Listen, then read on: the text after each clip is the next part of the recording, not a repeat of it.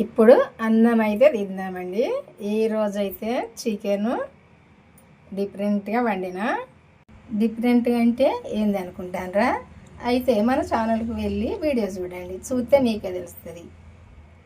ఈ chicken video అయితే రేపు పెడతా మన ఛానల్లో. ఈరోజు అయితే పెట్టను, రేపు అయితే చూసి వండుకోండి. ఒక్కసారి అయితే ఇట్లా వండుకొని తిని చూడండి, మీకే తెలుస్తుంది టేస్ట్ ఎట్లా ఉన్నదన్నది. తిన్నాక నాకు కామెంట్ చేయండి.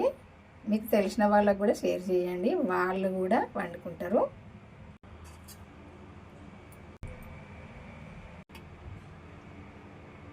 ఈరోజైతే అన్నం బగారేసిన. ఈ బగార అన్నం చికెన్ చాలా టేస్ట్గా ఉంటుంది, మనందరికీ తెలిసిందే కదా. ఎవరికైనా చికెన్ చూసి బగార అన్నం చూస్తే నోట్లో నీళ్ళు ఊరవలసిందే.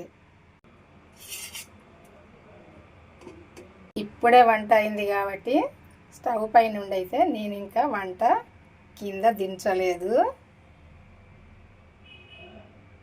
అట్నే పెరుగు, ఎందుకంటే చికెన్ తిన్నదంటే పెరుగు కంపల్సరీ వేసుకోవాలి, కడుపులో మంట వస్తుంది కాబట్టి. ఎండాకాలం అయితే కంపల్సరీ చికెన్ కానీ ఉల్లిపాయ కానీ నిమ్మకాయ రసం కానీ కంపల్సరీ వాడాలి. ఎందుకంటే ఈ ఎండలకు చల్లదనము, ఈ పెరుగు కడుపులో మంట రాదు.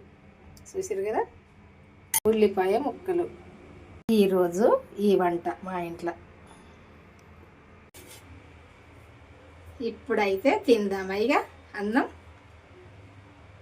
చికెన్ కలుపుకొని బగారన్నం తిందాం.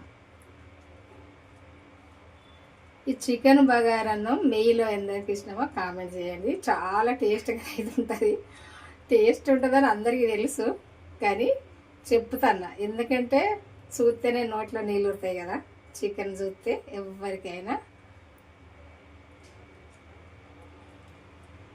టేస్ట్ ఎలా ఉందో చెప్తా.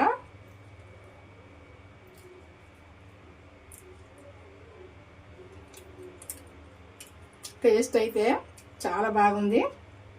ఈ చికెన్ అయితే ఇట్లా వండుకుంటే చికెను కొంచెం తిందామా. పీస్ అయితే చాలా టేస్ట్గా ఉంది ఇట్లా వండుకుంటే. ఒక్కసారి అయితే వండుకొని చూడండి. ఉల్లిపాయ ముక్క తిందామా. మరి మీరందరూ కూడా తినండి, తినకుంటే. టైం బాగా అయింది ఇప్పటికే, నాకే లేట్ అయింది ఈరోజు. ఉంటా మరి.